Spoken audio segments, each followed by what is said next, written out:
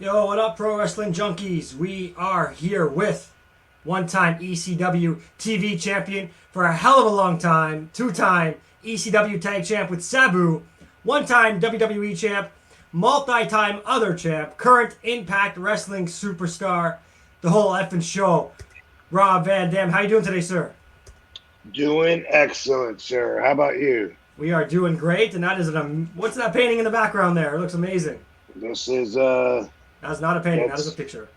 that that's correct. Although I'm not sure that the Simpson character is that might be drawn. We would hope so. How's everything going on with Impact Wrestling, and how you keeping busy nowadays? Dude, everything's going great. You know, we're doing our TV in a empty studio in front of black walls. Uh, so that's a little bit weird because usually there's at least 12 more people in the building. But I'm always keeping busy, dude. I got so much going on. Mostly right now, a lot of my time is spent on my CBD line because that's really growing, and it's like it was one thing to start it and get it out there, but now all the feedback that's coming in is like so great because I'm helping people. I'm helping people live better quality of lives. So that's amazing. Spend a lot of time growing that business, and then I have I have some of the stuff I've already announced. Some stuff I can't announce yet, but we've recently announced a couple of clothing line collaborations, a video game with Virtual Basement coming out next year, SRG, which is a card game, whatever you call that, and esports team as well. A lot of stuff Awesome. going on. Yeah. Awesome. All right, well, we have a lot of guys and gals here, so we'll get right into it, and we'll bring on Hunter first. Hunter, what's up? Hey, what's up, RVD? What's up, Jacob? What's up? What's up, Hunter? How are you? Good, how are you? I have a bit of a question that can be multi-answered. Who is your favorite opponent that you faced against in ECW, WWE, and TNA or Impact? Okay. Let me break that down. Well, in ECW, um, I loved wrestling with Sabu, of course. Jerry Lynn, of course. Uh, those two are really neck and neck. You know, if I had to choose one match that stood out that to be a perfect showcasing, maybe an RVD Jerry Lynn match because of the competitive spirit that came out of that. But definitely wrestling with Sabu is up there. And in WWE, I liked working with Rey Mysterio, of course Jeff Hardy, and then that when I wrestled John Cena, that was my crowning moment because that was for the ECW spirit and for everything that I stood for versus everything that guy stood for, and so that was just a very unique combination of energies. It was awesome, definitely my best. TNA, I got to wrestle Jeff Hardy there as well. Oh yeah. I really enjoyed wrestling AJ Styles because he's so good. We never really got to have like a classic match, I don't think, but always enjoyed wrestling him, and I wrestled Jerry Lynn and Sabu in Impact as well. Also, I would add a match that's unique to what was TNA would be Abyss. I had a match or two with Abyss that, the thumbtacks, barbed wire, that were pretty off the hook and stand out amongst all my excellent matches. Right. Thank you. Thank you again. You Thanks, got it, Hunter. Hunter. All right. Yep. See you guys. We will go over to Emily and Danny. Hey, how's it going? What's up, Emily and Danny? Hey, first, I just wanted to say thank you so much for becoming a wrestler because about 20 years ago, I met this guy on an RVD forum because of you, and we've been together now for it's going to be 13 years in January. So thank you. Wow, absolutely. Congrats. That's awesome. Thank you. And then our question is, what is your opinion on talent exchange between federations, much like ECW did with FMW and even WWE during the original invasion angle, and how AEW is currently doing that with the NWA Women's Champion. I missed part of the question towards the beginning. Like, what is it that they're doing? Did you say rating the talent? Is that what you said? So talent exchange. So okay. Currently, AEW is bringing in the NWA Women's Champion to fight there for the title. And it's happened with a lot of other federations, but now we're really seeing it on TV again. So I just wanted to know what your thought on that is, if you think that more places, like say WWE, for instance, should be more open-minded to that talent exchange. I think that's super cool. Back in the territorial days, they would do that. Wrestlers, you wrestle on a territory until you go through a program, and then you kind of like move on to the next territory. I think it's good to interchange and get help the other companies out. It's just what makes it difficult in the industry is it's hard to make a horizontal move, So in other words, if you're a company on TV that everyone's talking about, but then when you're in Fort Wayne, Indiana, if you hook up with like a local promotion that's there, then what does that do for you? Being the big promotion, probably nothing. The other promotion, it helps them out big time, of course, but you have to be careful of that. Like WWE, they did something which I thought was unheard of, but it was last year, I guess, maybe 2 years ago in the UK. Hunter actually appeared at a UK show. This promotion that I used to wrestle for over there, the guy's name was Lionheart. That was like the top guy. And he ended up, just like a lot of my friends, he ended up hanging himself. Like that was last year, like out of the blue. It was crazy. But I remember seeing the pictures of Hunter over there, and then they have their UK brand that they were trying to co-promote or whatever. And I thought that's really cool, but it's hard for them to do anything and not be a step down. You know what I mean? So they just have to be careful of that. It's like one agent told me if I have 1 million followers on Twitter, he said that I can't be following people that have 2 followers because somehow it'll bring my rating down, which I don't know if that's true or not, but it made sense. But it makes, yeah. And he was saying I got to be careful about which ones I respond to and retweet, all that. He said count somewhere in the algorithms.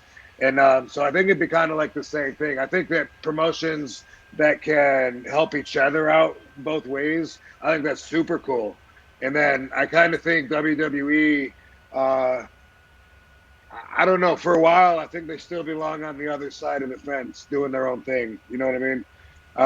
If they do start working with smaller local promotions, then I think that says that the entire industry has come down a notch, which isn't necessarily bad. It might be what we have to do to keep moving and to survive with all the changes, because it's already changed so much. But so far, though, even though no one's touring or anything, we know WWE was the #1 touring company in the world. And so they still have clients, customers everywhere, all over the world, and they're still the leaders in all kinds of merchandising, video games, action figures. So I kind of think if I see them starting to promote and work with the smaller groups, it could be good for everybody overall, but I think it says something major for them that they needed to step down and engage with reality. You know what I mean? Yeah. They kind of belong on the other side of reality now, I think. Yeah. Gotcha. Thank you so much. Really appreciate it. Thanks, Emily. Thanks, Danny. Rob, you kind of touched on it earlier with ECW One Night Stand versus John Cena as being one of your crowning moments. Yes. What's going through your mind? Like, you're in the ring, he's coming out. That atmosphere had to be one of the craziest atmospheres you've ever been in. The fan throws the shirt back in as well. What's kind of going through your mind at that moment? I mean, I'm confident because I know these are my people. So it feels really good to have all that energy on your side. And Cena knew that they were going to be booing him out of the building. He knew that ahead of time, so it was really cool to see how he reacted to and adapted to that kind of environment. It really impressed me, and everybody should be impressed with what a professional he is. Um, Also, when I'm in the ring during that whole moment, I I totally didn't believe that I was going to be leaving with the championship belt until it actually happened. Is that because the finish changed, or It's you just didn't it's believe it was happening? because things always change. It's part of being in the business. I don't think there's probably anybody that's an exception to this. You get promised a lot of stuff, and some of it's delivered, but you get your heart broken a lot. That's part of the deal. Hey, we're gonna do this, and then you're like, hey, what happened? I thought we were gonna do this. Oh, well, we're gonna do it with someone else now. That always happens, and so just in a way that I have dealt with it, I've learned to not give a fuck. You know what I mean? And so that way, it's like I believe it when I see it, and then I'll deal with it then. And so I remember feeling like that afterwards, feeling like, okay, all right, now it's real. I got the gold in my hand. All right, we're gonna head over to a little guy here. We got Steven. Thank you, Rob Van Dam, for doing this. It means a lot Hey, to me. right on, Steven. You got it. First Appreciate you. question. Yes. First,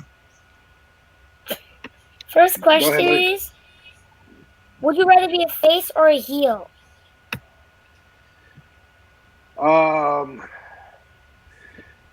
if I if I have to be one or the other, I would rather be a face because everybody loves me anyway, and I'm super cool. So I think the only thing that can make me a heel is just maybe cranking up a certain side of me, saying things that normally I would only think but not really say, stuff like that. But yeah, I would rather be a face so that I could engage with my fans more. Okay. Second question is: what was your toughest match to fight? That's a good question. Toughest match to fight. A few come to mind. I think about a stretcher match that I had with Sabu way back in Hardcore Heaven in ECW. In order to win the match, we had to put the other guy on the stretcher and make sure that he couldn't get up until they rolled him all the way back to the dressing room. So at the time, I remember thinking that was definitely the most difficult thing that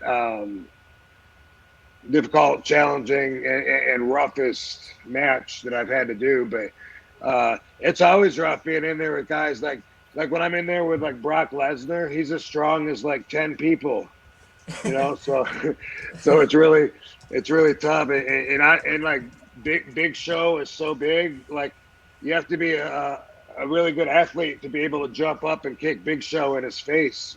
So it's always a challenge. It's a challenge to go after a championship, and then once you get it, it's a tough challenge to keep it. Wow. Yeah. Okay. Last question is: what's your favorite match to fight? My favorite match is a hardcore match. Extreme Rules. That's where I shine the best because I like to be creative and I like to think outside of the box. And a lot of times the rules get in the way. Usually a match, if it's a ladder match or Extreme Rules match, usually it's the same as far as anything goes. I like it when I can kick the chair. I like it when I can fight through the crowd sometimes, and I don't have to worry about getting counted out of the ring. And also, I think to do those kind of matches, you have to be tougher. And so I think that I've always excelled in hardcore matches because I always out tough my opponents because I'm very durable, and that's one of my strengths. Whoa. Hardcore all the way. Cool. Thanks, dude. Good talking to you.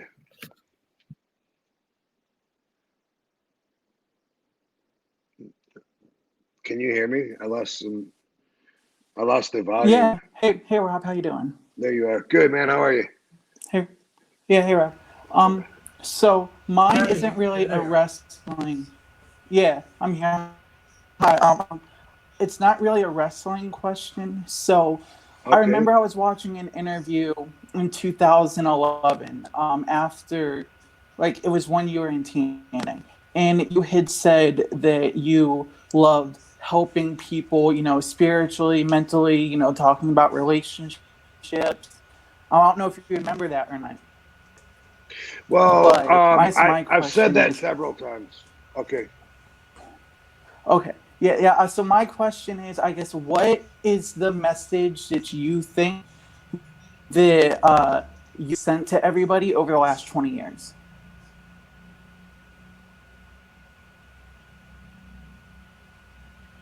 Hmm. That's a good question.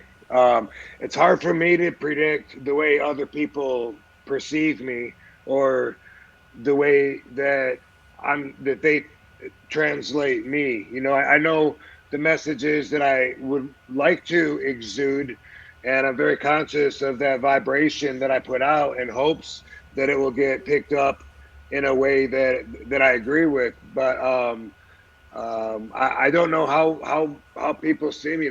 If I had to guess, the message that I've put out in the last 20 years, so we'll go back to 2000, between 2000 and now. I maybe, hopefully, everything's within reach. Last 20 years, I've been on TV, on top of the world, but at the same time, most people tell me that they're surprised at how cool I am, how level, how down to earth I am, how genuine. That's true because I'm just like one of you guys.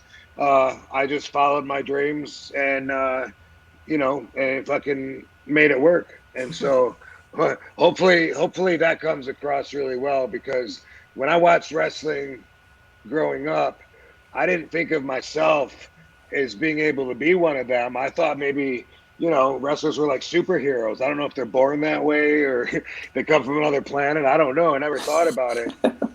Never thought about it. But now it's a different world and the world gets smaller all the time. So I just hope everybody has room to believe in themselves and know that they have as good a chance as anybody. Somebody that never leaves their own little tiny hometown and then they want to brag that that's the best city in the world. How do they know?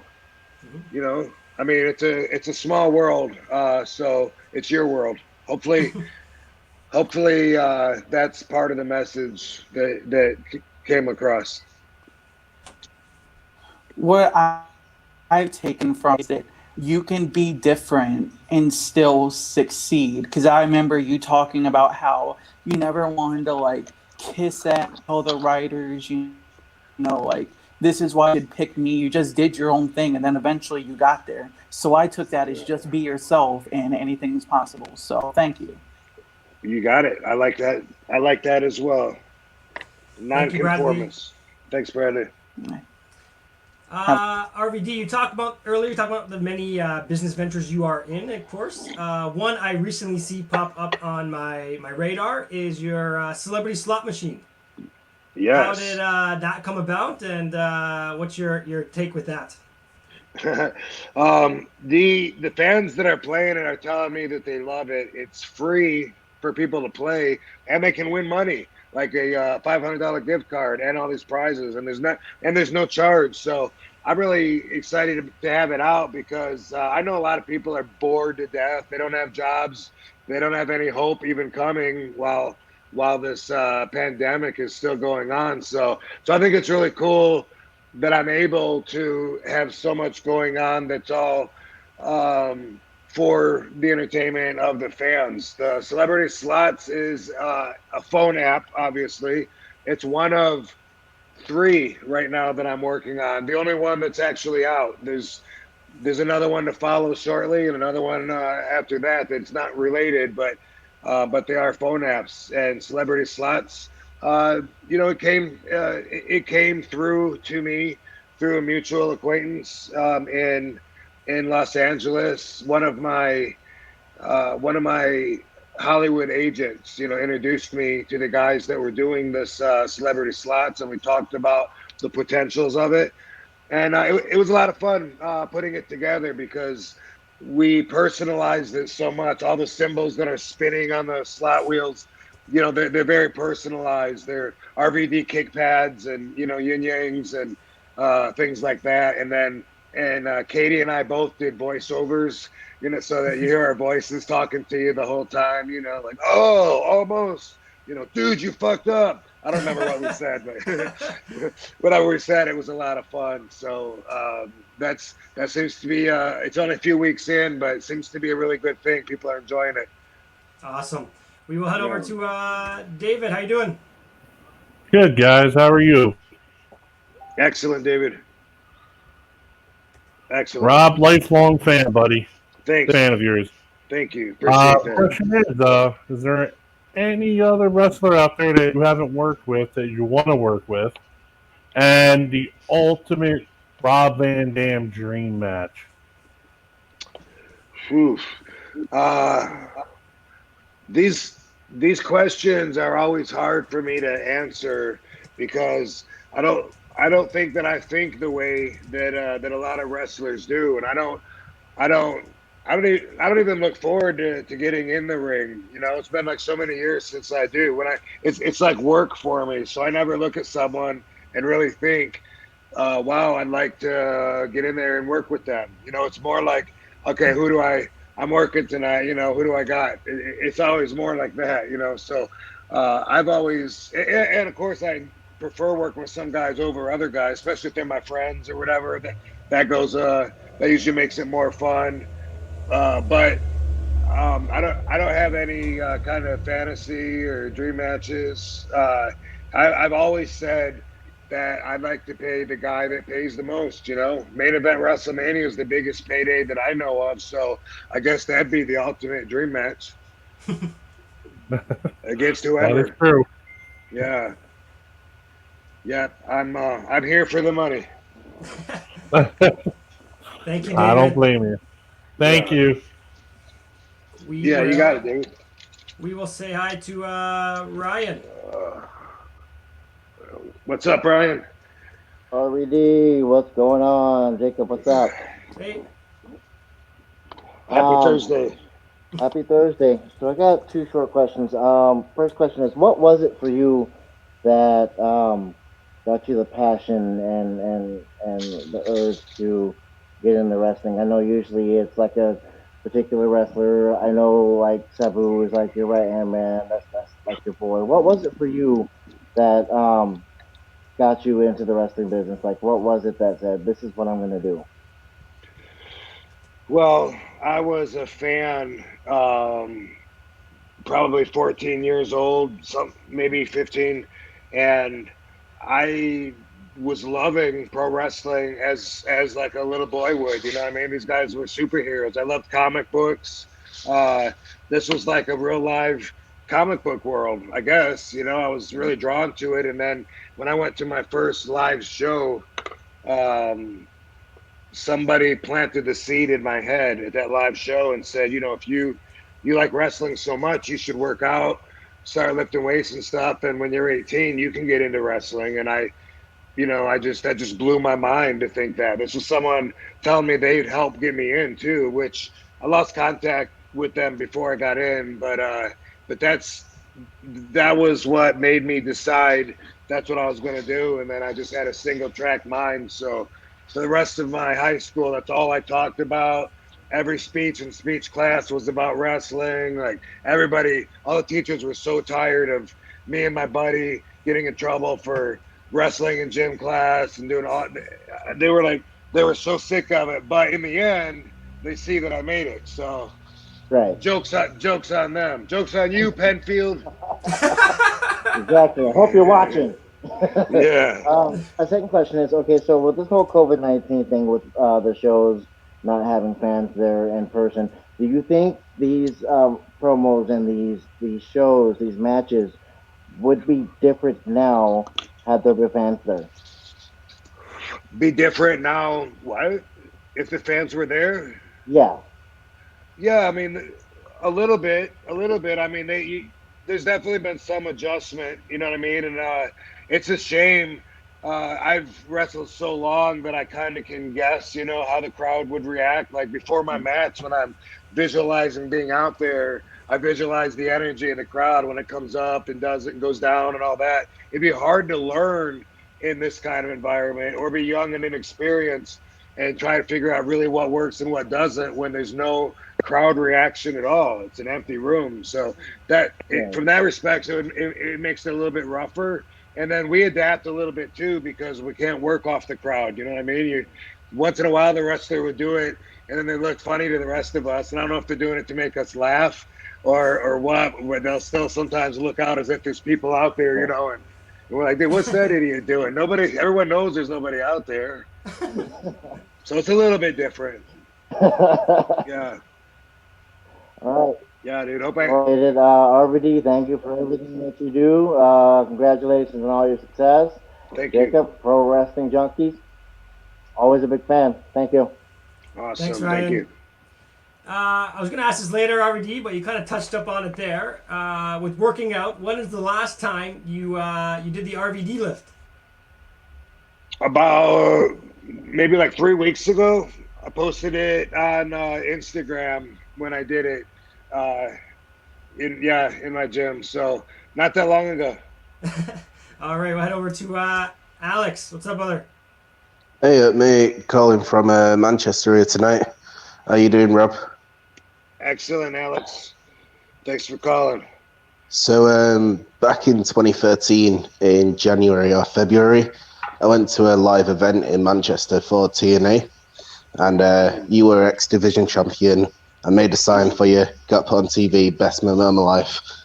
Nice. That's awesome. Later in the year, obviously you went back to WWE and you debuted at Money in the Bank.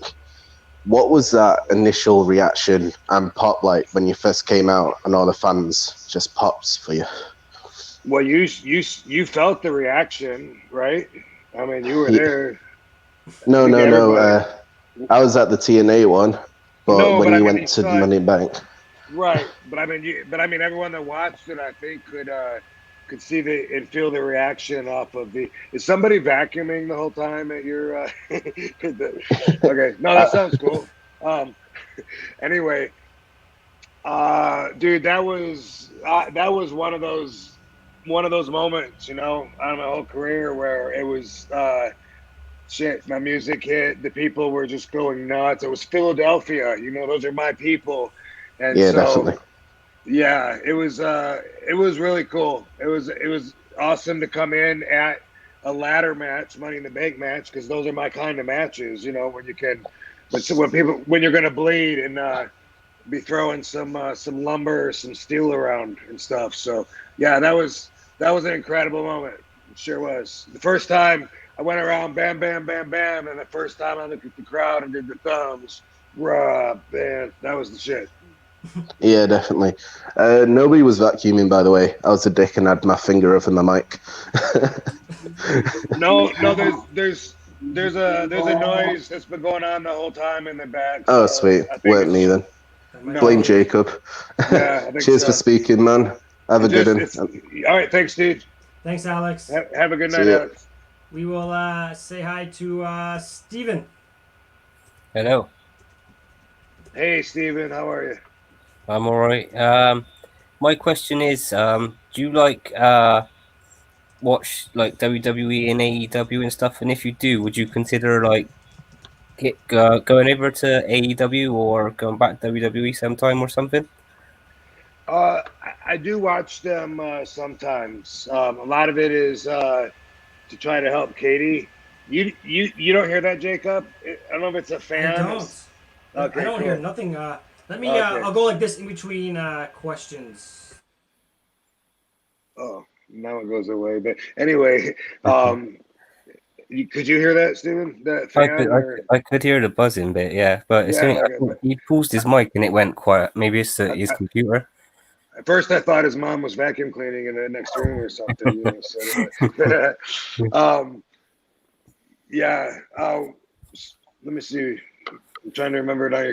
Well, how did we say that again? That's me saying. What was the question? Like, if you watch WWE or AEW or anything, and if you were to like join any, like, if they offered you like a deal to go over. Right. So I do watch it sometimes, and I would consider anything, you know, but there has to be a reason, you know, like it's easier for people to think of RVD as just a wrestler, but really that's just something that I do, and for the last several years, my total time in the ring is probably uh, under a couple hours out of the whole year. You know, if I have 10, 12 matches. Since I joined Impact, I've, you know, been wrestling a little bit more, but I don't look at it and think, you know, like, whoa, I want to go here. Usually I look at it and I'm like, man, I'm glad tonight's a night off. I'm watching these guys work their asses off in the ring. And I'm just thinking like, oh, I'd be so winded right now. And I'm watching, and I'm watching everything come together. And it's cool that it is, but, you know, it would just be a job offering and nothing else at that point, you know? So, that's how I've been since like 2001, I guess, since then. So it's like I wouldn't. Some people say you should go to AEW because you and this guy would have a good match. Like, dude, I don't give a fuck. I have good matches with everybody. Yeah. You know, I definitely would consider it, and I'm actually going to be working with WWE on a couple of projects that we haven't mentioned yet. All right, that's cool. Yeah. All right. Well, thanks for speaking to me. Right on, dude. Have a great night. Thank you very much. Cheers. Thanks, Steven. We will say hi to Mike. Mike, your mic is muted. Let's try Hey, that. Mike. Thanks for doing this, Rob Van Dam. Got you, dude. Right on. Lifelong fan. We used to have to stay up at like 2, 3 a.m. just to catch ECW on public television. So, Yeah, where at? Northwest Indiana. Oh, okay. Right So, on my end of the country, where I'm from. You know. nice. So Go I ahead. really have 2 questions. Yep. First question is, if Rob Van Dam could go back in time to any point in his career and talk to younger Rob Van Dam, where would you go and what would you say? Good question. I got one more if there's time. Just one more fun one after that. Okay. I think that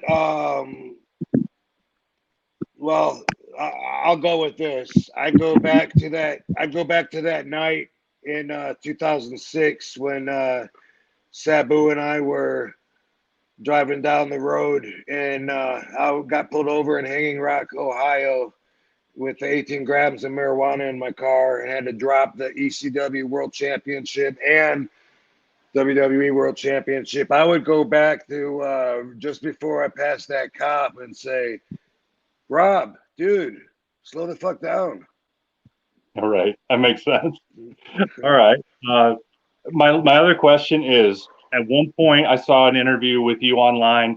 I forget which company it was that did it with you, but you played a game called Pick a Hand. And you named off some different people who could pick a hand. Who is the last person that you interacted with that could pick a hand? Oh, well, you wouldn't know him. It would be somebody. It would be somebody at a bar that fucking pushed me to that point. They just come up and try to fight you in the bar like that? No, they don't know. For some reason, they don't think I'm gonna fight, and they think that they do things that fucking drive me nuts, and I just get to a point where I'm like, dude, get the fuck away from me. Sometimes it comes with a headbutt or something, you know. But to answer your other question, a little less cop out ishy.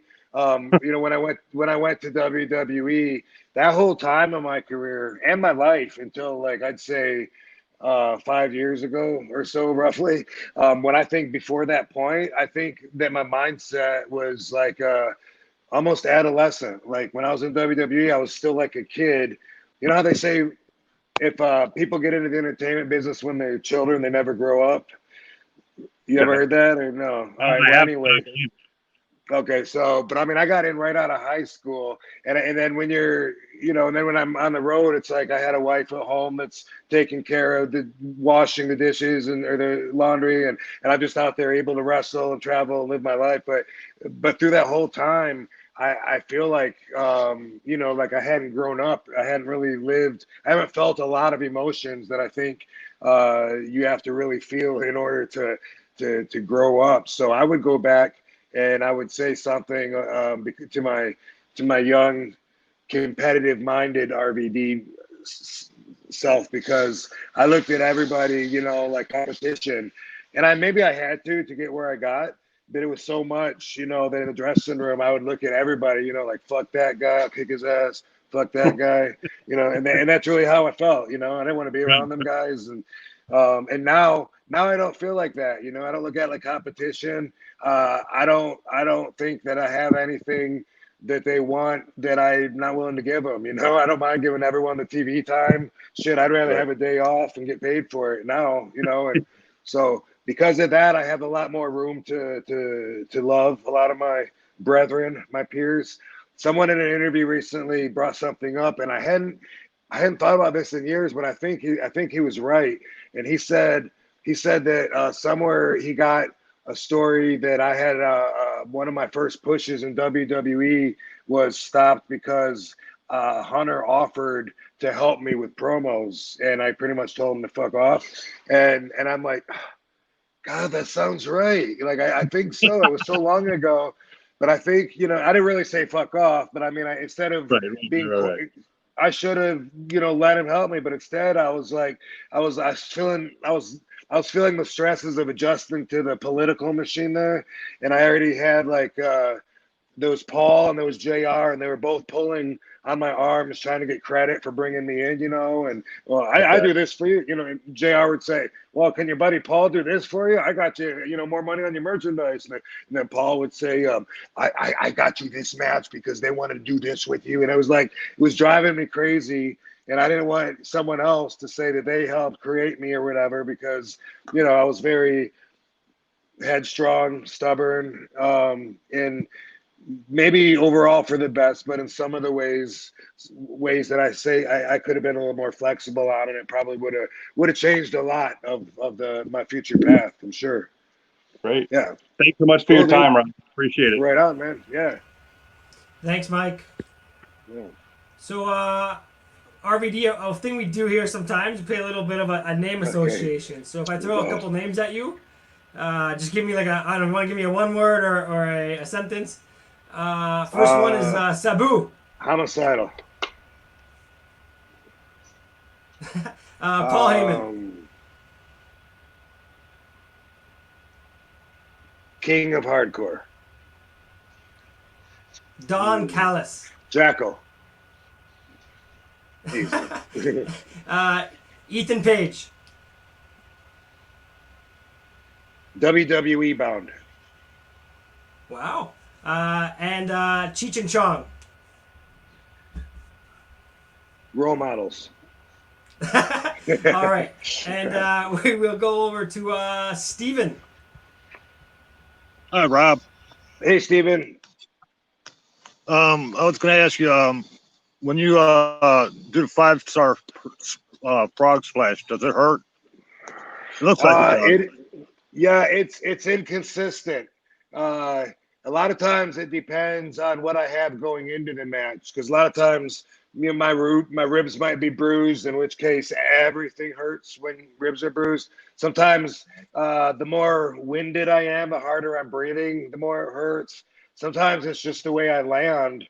And it almost always hurts if they roll out of the way. For some reason, if I miss them and I land splat, for some reason that fucks me up even worse. But recently I hit Tommy Dreamer with a frog splash, and he was really far away, but I kind of wanted the challenge. I like to fly across the ring, and just by being off a couple inches, when I came down, my face hit him in his shoulder, and one, it knocked me silly. I gave myself a concussion. And at the same time, his arm was fucked. Like, his arm was all purple, and he had to get therapy and stuff afterwards. Nobody would even know watching it because it looked like I just landed it, But you feel everything, You That's feel cool. it all. Yeah. I wouldn't recommend it though, Steve. Yeah. Not at my age, anyways. Right. I know. Don't tell All me right. you grew up. Don't tell me you grew up watching me. I see the white hairs. Yeah. I've seen you a couple times. Cool. All right, hey, that's it. Right on. Thank you. Thanks, Steve. Yeah. We will say hi to Joel. Hey, What what's up, up? Joel? Hey. Dude, what's going on, man? Man, I got to share, man. I saw you at the Toledo Sports Arena back in 2001. And you came out, you greeted the fans, dude. I mean, nobody else was willing to come out, but you came Yeah. out right after everything. Oh, dude, we all loved it. I got an autograph. It was amazing. So thank you, man. Hey, that sounds like some shit I'd do. Heck yeah, dude. Heck yeah. And man, dude, when I was younger, man, I would always get in trouble because I would wait up until 3 a.m. Because ECW would air at 3 a.m. on our Lima station. So that was amazing. Good memories, man. Thank you. Yeah, dude. So my question, dude, is what is your most best title run? What's the thing, the title run that gave you the best memories that you just love going back and looking at footage at? Tell me, dude. Well, nothing makes me go back and look at footage of myself, like dude, I'm 49. I've seen myself enough, I walk by the mirror and I don't even need to look in it normally. You know what I mean? It's like, I don't know. I think like on the road to wisdom, I think you get more comfortable, more secure with yourself. Then you come to a point where you stop giving a fuck about what other people think about you, and then eventually past that, then it's I don't even enjoy watching myself. I don't like my own voice. But having said that, see, I'm a normal person. I mean, listen to this. What happened to my voice? I don't even know. I didn't used to sound like this. When I do see old shit of me, you know what? I didn't sound like this. I did see something, when I was like, "You're gonna get what you deserve, Scotty Anton, of that Terminator." Like, I had like a pre-pubescent voice back then or something. I don't know. Hey, but did you say Toledo Speedway? Toledo Sports Arena, man. Right. Okay. Because my very first match in 1990 was at the Toledo Speedway. And I'm sure you don't know about that. It was a small show. The original Sheik had a show. It was supposed to be outside, but it rained, and so we moved it inside. And Abdullah the Butcher was there. Ken Patera, Steel Cage. It's pretty cool. Oh wow!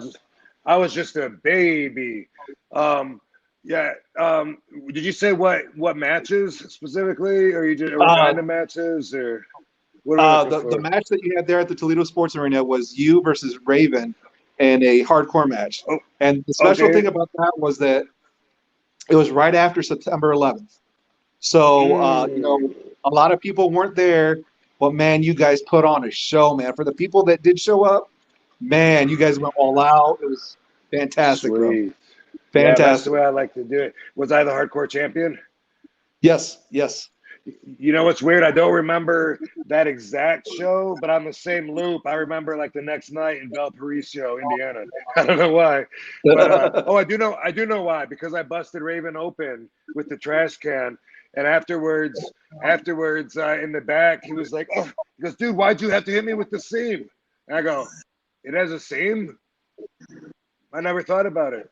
Yeah, never thought about a trash can having a seam. And, that was on that same run, though. Dude, I'm proud of all the matches that I've done, though. I'm glad my matches are available for people to watch. You know, but no matter how, pretty much no matter how far I go back, too. You know, if I look at shit from Las Vegas that no one's even seen before WWE, it was like fucking I was doing all the flips and splits and everything. But I'm proud of everything, but at the same time, I don't enjoy watching myself unless I'm trying to help Katie and point out shit or something. That's awesome. That's dude. for you guys. That's awesome. Yeah. One of a kind. I'm awesome. Yeah. Yes, sir. God bless, Thanks, brother. Joel. Yeah. Later. Thanks, dude. We got 3 more for you, Rob. We will Okay. head over to 3 more. Dennis. Hey, Rob, how you doing? Excellent, Dennis. Uh-oh. Shit, we lost Dennis. All right, we'll try to get Dennis back in a minute. I don't know what happened there. We'll go to Deidre. Deidre. Hello, RB. Deidre, how are you? I'm doing good. This has been one of my biggest dreams to meet you. Right on. It's all downhill after this. You just made your dreams come true too early. I have a lot of questions, but I'm going to stick to 2 for the time being. Okay, what you got? My first question is, if you were to come back to WWE today, who would you want to pair up with as a tag team partner? Ray Ray Mysterio, my old tag team partner. That would be awesome. I got to tag with him in a company in the UK since the WWE, something you guys probably weren't able to watch, but it's called 5 Star Wrestling. And that was not last year, I think, but the year before. And we were having so much fun as a tag team over there. But the company lasted only like 5 or 6 shows, and then they closed their doors. But he's, as far as tag teaming, I mostly like wrestling by myself, or have throughout my career. I definitely like teaming with Sabu, best partner ever. And then Rey Mysterio, Booker T. I had fun with Kane too, but other than that, it's just kind of like an odd pairing up, Sometimes me and Kevin Nash, we saw that night after night we were partners, and it didn't even sink in. Kevin said to me one time, "Rob, I think we're a tag team." I was like, oh yeah, maybe we are. We didn't even know, because you show up and you look and see what I got, and it's like, oh, hey Drita, me and you are wrestling, this guy and that guy, and so that's usually how it is. But Rey Mysterio, because I know he's still there for sure. Wow. My second question was, if I were to become a wrestler, besides charisma and stamina, what else would you need? Whoa, combination of so much physical ability, durability. Obviously, did you say passion? You said passion. No. Well, you have to have, above average, beyond status quo skills, and very, very disciplined and tough mindset. There you go. Wow, that's a lot. Yeah, hope I answered your question. Thanks, Deidre. Thank you. Nice to meet We you. will, You too. We will head back to our buddy Dennis. Don't kick me out again, man. Sorry about that. Whatever happened, sorry. Yeah, well, I would if I didn't get booted out. So, but let's try again.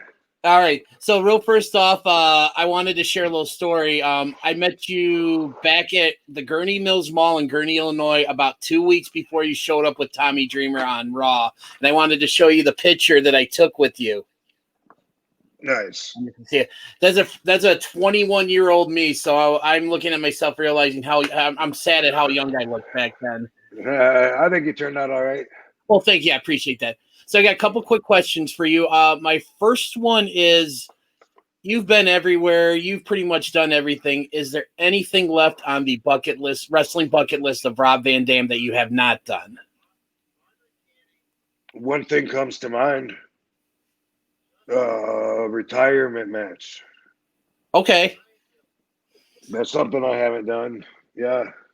Maybe retirement tour, but even that one's going to end with a retirement match, right? Besides that, no, I don't, I don't have all those things that I just told Deidre she needs. I don't really have the passion anymore. It's I enjoy doing it because I'm a show off, and it's what I've done. Probably since you guys were born.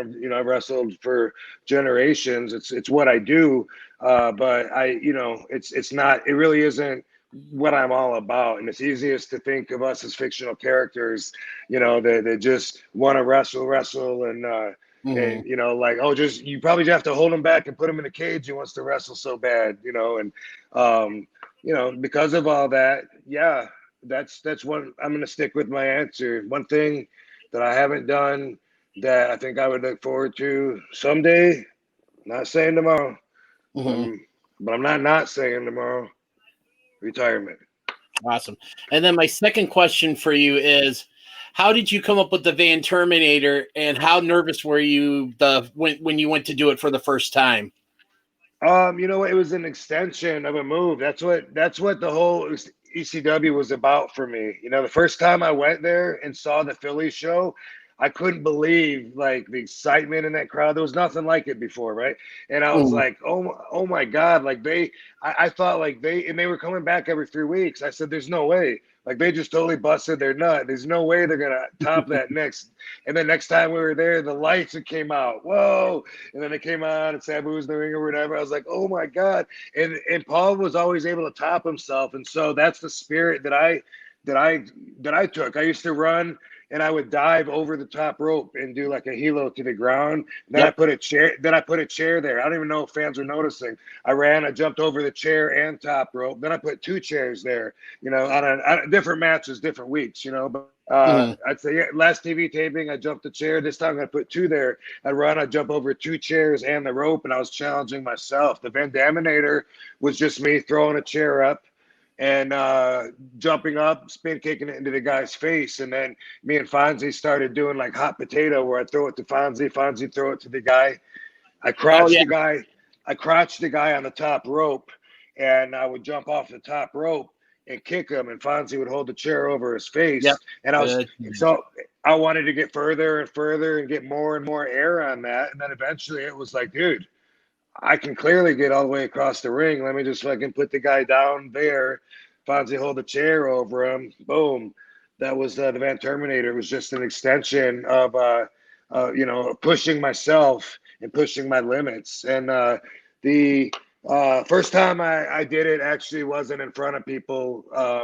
So I did it on Roadkill, like in a wrestling school or backstage somewhere or something. And I think I killed him, crushed him with the chair a couple times.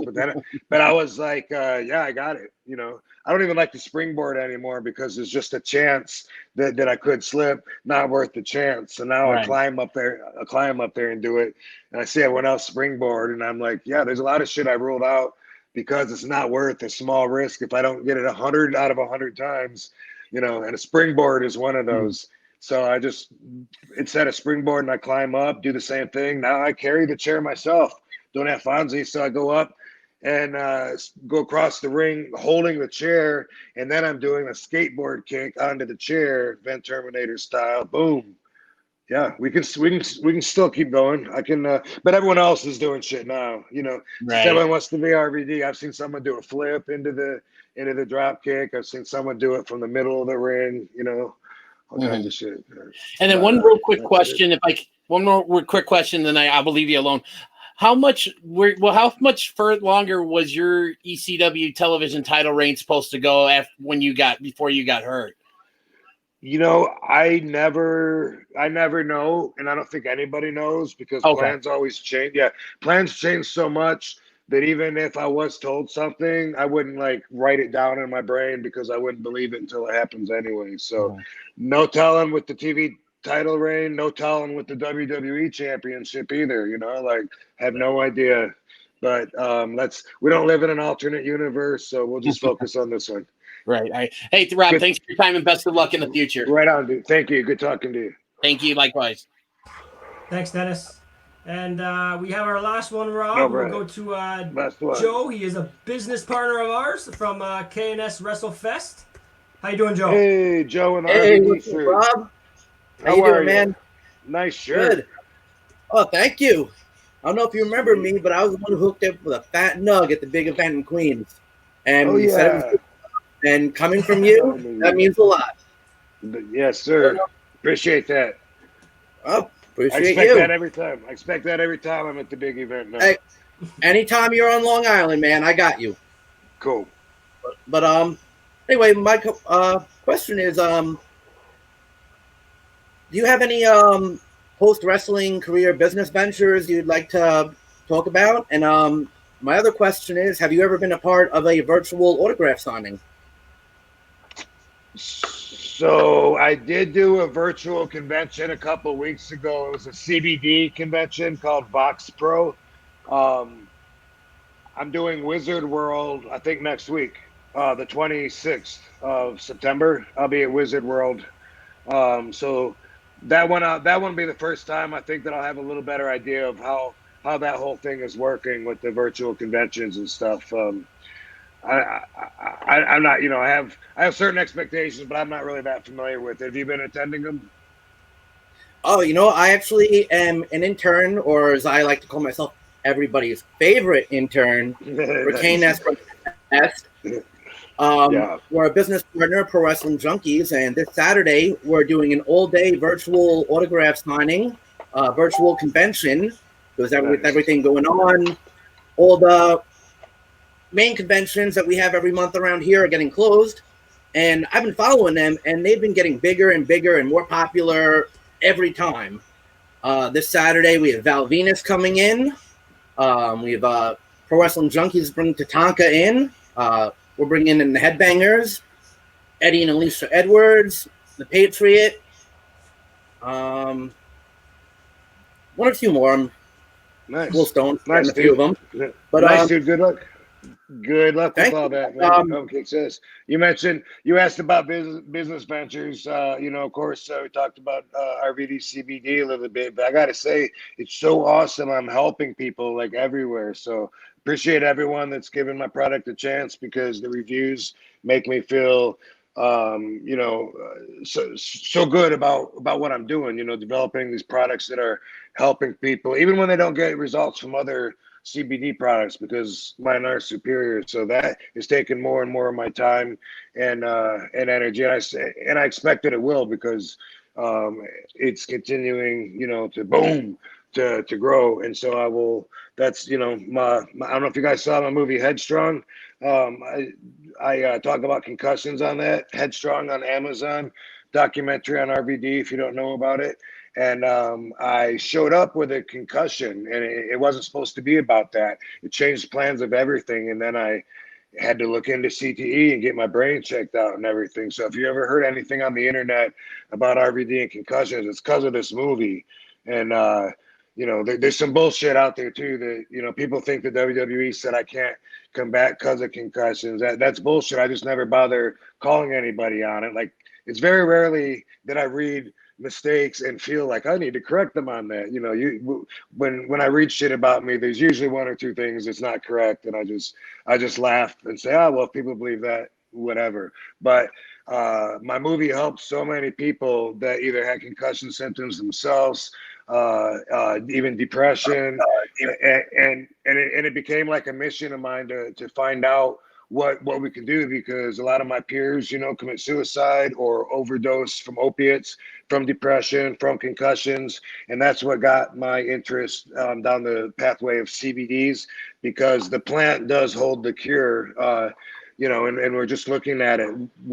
There's 100 cannabinoids in the marijuana plant, and we're looking at 4 or 5 of them now. The more we study it, the more we're going to have. And it's already amazing what they've learned, what it can do to help out. So that's really why I started RVD CBD. And and I'll be continuing to work with scientists and the best people in the industry to come up with products that are neurologically beneficial. I don't have that product out yet. I got the best pain cream.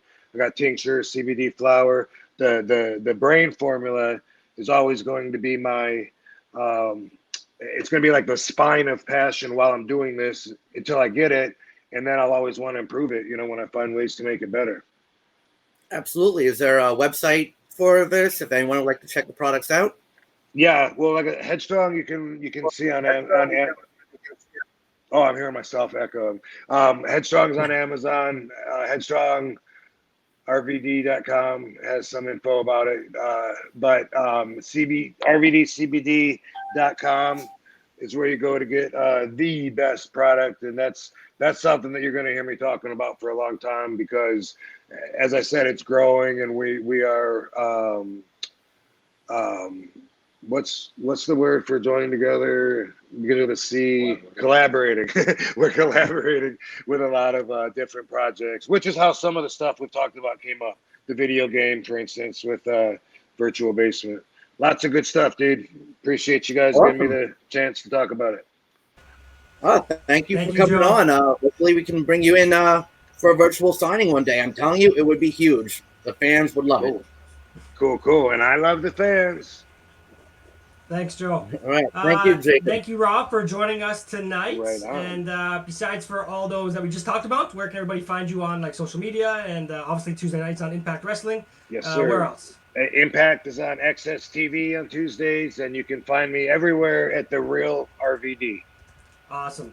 Thank you, everybody, and have a great night. I appreciate it, dude. Have a great night. Thanks.